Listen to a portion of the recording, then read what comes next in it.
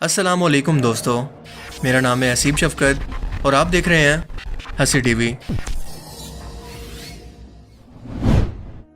سعودی عربیہ کے شہر نجران جو کہ یمن کی سرحد کے قریب ہے سے تعلق رکھنے والا ایک نوجوان محمد مرسل، جس کے ہاتھوں اپنے کزن کے ساتھ معمولی سی لڑائی کے وقت اس کا قتل ہو گیا۔ پولیس نے اسے گرفتار کر لیا اور جیل بھیج دیا۔ جیل میں کچھ عرصہ گزارنے کے بعد عدالت نے قصاص کے قانون کے تحت یعنی موت کے بدلے سزائے موت کا حکم اس کو سنا دیا۔ حالانکہ قصاص کے بدلے اسلامی شریعت کے اندر دید اور اللہ کی رضا کی خاطر انسانی ہمدردی کے طور پر معاف کرنے کا اختیار بھی ورثہ کو حاصل ہے، پر اللہ تعالیٰ خود فرماتا ہے کہ اے لوگوں، قصاص کے اندر انسانیت کی نجات چھپی ہوئی ہے، یا انسانیت کی زندگی قصاص میں ہے، یعنی یہی بہتر ہے کہ ایسے قاتل کو قصاص کے اندر صرف قتل کیا جائے۔ لیکن آخر میں یہ فیصلہ اس کے ورثہ کریں گے کہ وہ کسی دیت یعنی بھاری رقم کو لے کر یا صرف اللہ کی رضا کی خاطر یا کسی اور شرط پر اس شخص کو معاف کر دیں۔ اب اس نوجوان کی جان بچانے کی خاطر اس کے گھر والوں اور خاندان کے لوگ انتہائی عاجزی سے معافی کی درخواست لے کر مقتول کے وارثوں کے گھر کے دروازے کے سامنے پہنچے، جس کے اندر مرد، عورتیں، بچے، نوجوان، بوڑھے، قبیلے کے سردار، شیخ سب شامل تھے۔ ان سب نے مل کر اپنے برقعے، چادریں جنہیں عرب کے اندر عزت کا نشان سمجھا جاتا تھا، اتار کر مقتول کے ورثہ کے قدموں کے اندر رکھ دیں۔ اپنی چادروں کو گھٹنوں پر باندھ کر زمین پر لیٹ گئے اور اپنے سروں پر مٹی ڈالی۔ معافی پر قصیدے بھی پڑھے، بڑی رقم کی دید کی پیشکش بھی کی اور پورے سعودیہ کے اندر یہ خبر پھیل گئی اور ہر ایک کی یہی خواہش تھی کہ انہیں معاف کر دیا جائے۔ لیکن سعودی عربیہ کے قانون آج بھی اتنا مضبوط ہیں، عدالتیں اتنی آزاد ہیں کہ ورثہ کی مرضی کے بغیر اگر وقت کا بادشاہ بھی چاہے تو کسی سفارش، دھمکی یا لالچ سے کسی بھی عام شہری کے فیصلے پر اثر انداز نہیں ہو سکتا۔ لہٰذا اتنی منتیں، سماجتیں اور آفرز کے باوجود بھی محمد مرسل کے وارثوں کو معافی نہیں دی گئی اور یوں بدلے میں مرسل کی گردن قصاص میں آخر کار اڑا دی گئی۔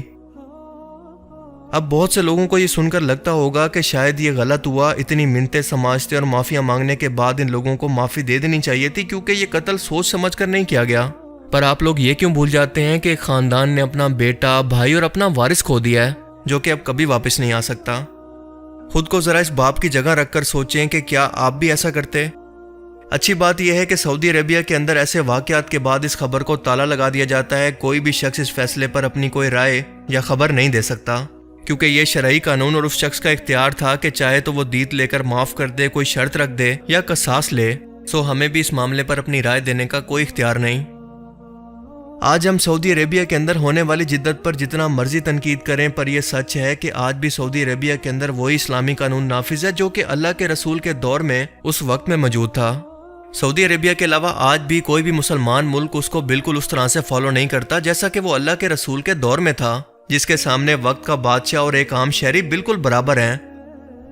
رسول اللہ صلی اللہ علیہ وآلہ وسلم کے دور کے اندر بنو مخزوم جو کہ قریش کا ایک عربوں کا اعلیٰ نسل کا قبیلہ تھا، جس کے اندر ابو جہل اور حضرت خالد بن ولید بھی اسی قبیلے سے تعلق رکھنے والے تھے۔ قریش قبیلہ کی سپہ سالاری یعنی فوج کا کنٹرول اسی قبیلے کے پاس تھا۔ اس قبیلے کی ایک عورت فاطمہ نے چوری کی اور مقدمہ آپ صلی اللہ علیہ وآلہ وسلم کے پاس لایا گیا۔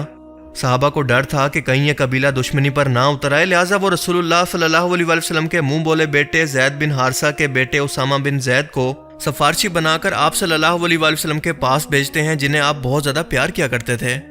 پر آپ صلی اللہ علیہ وآلہ وسلم نے فرمایا، جس کا مفہوم ہے کہ تم سے پہلی قومیں اسی لیے تباہ ہوئی کہ جب ان کے اندر کوئی طاقتور شخص کوئی جرم کرتا تو اسے چھوڑ دیا جاتا، اور جب کوئی کمزور شخص یہ جرم کرتا تو اسے اس جرم کی سزا دی جاتی۔ اللہ کی قسم اگر میری بیٹی فاطمہ بنت محمد بھی چوری کرتی تو میں اس کے بھی ہاتھ کٹوا دیتا۔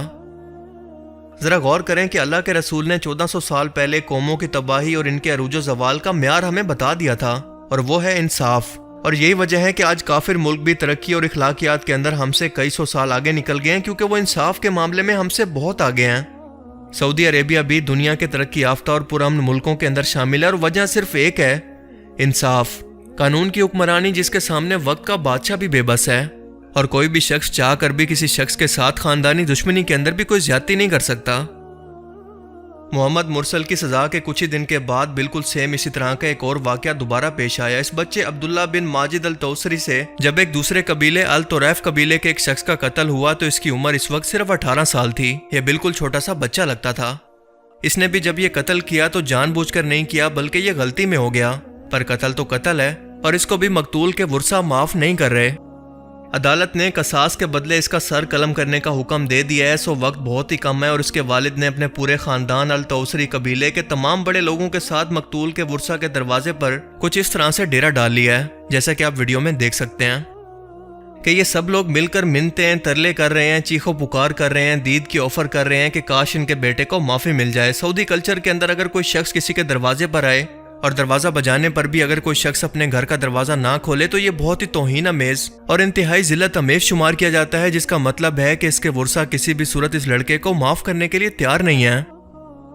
اس لڑکے کے والد نے چیخ کر اپنے کپڑے پھاڑ لیے، اپنے سروں پر مٹی ڈالی، پر کوئی فائدہ نہیں ہوا۔ اب اس ویڈیو کو دیکھ کر شاید آپ کو ایسا محسوس ہو کہ قاتل کے وارث مقتول کے دروازے پر ہجوم بنا کر اس کے گھر کا راستہ روک کر قبیلے کے بڑے لوگوں کو ساتھ لا کر مقتول کے ورثہ کو پریشرائز کر رہے ہیں، پر ایسا بالکل نہیں ہے۔